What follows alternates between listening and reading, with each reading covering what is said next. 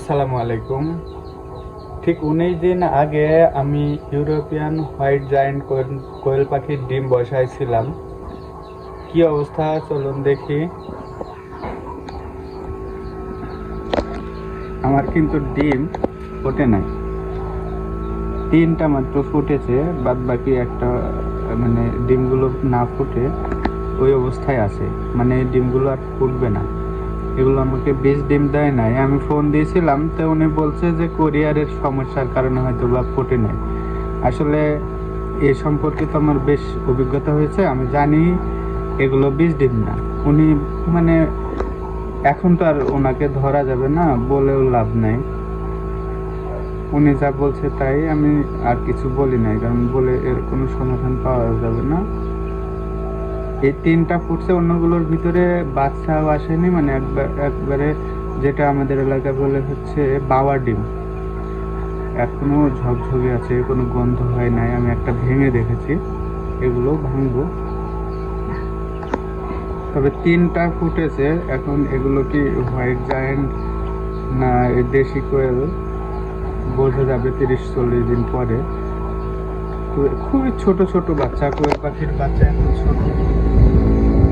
আমি তো এর আগে উঠেছি, সেগুলো তো এমনি ছোট কোয়েল পাখি, কিন্তু এগুলো তো যেহেতু হাফ কেজি করে হওয়ার কথা, সেখানে তো এগুলো বড় হওয়ার কথা, কিন্তু বড় না এগুলো। এগুলো বড় না, ছোট ছোট। আমরা দেখবো 40 দিন 50 দিনে বুঝতে পারবো যে আসলে এগুলো হাফ কেজি হবে কিনা। আমি এগুলো এখন ফেলে দিব আর কি, এগুলো আর ফুটবে না, কারণ 18 দিনের মধ্যে এগুলো ফুটে।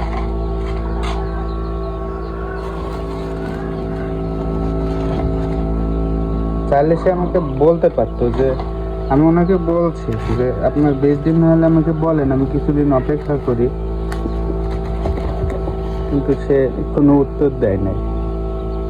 শুধু বলছে যে কোরিয়ারের গরমের কারণে নষ্ট হতে পারে। কোরিয়ারের গরমের কারণে নষ্ট হলে তো 2-1টা হবে, সবগুলো হবে কেন?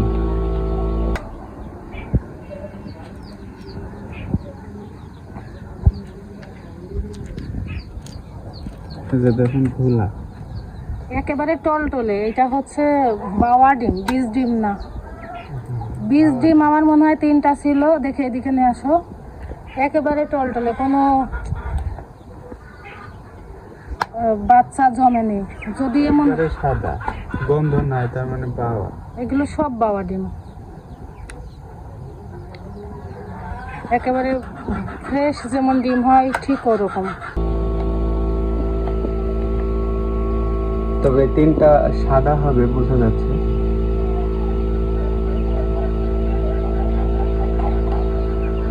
এই 3টা থেকেও আল্লাহ দিলে হবে, যদি অরিজিনালি দেয়।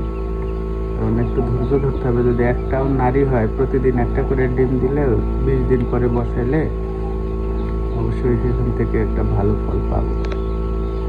দোয়া করবেন আমার এই পাখি কয়টার জন্য। আসসালামু আলাইকুম।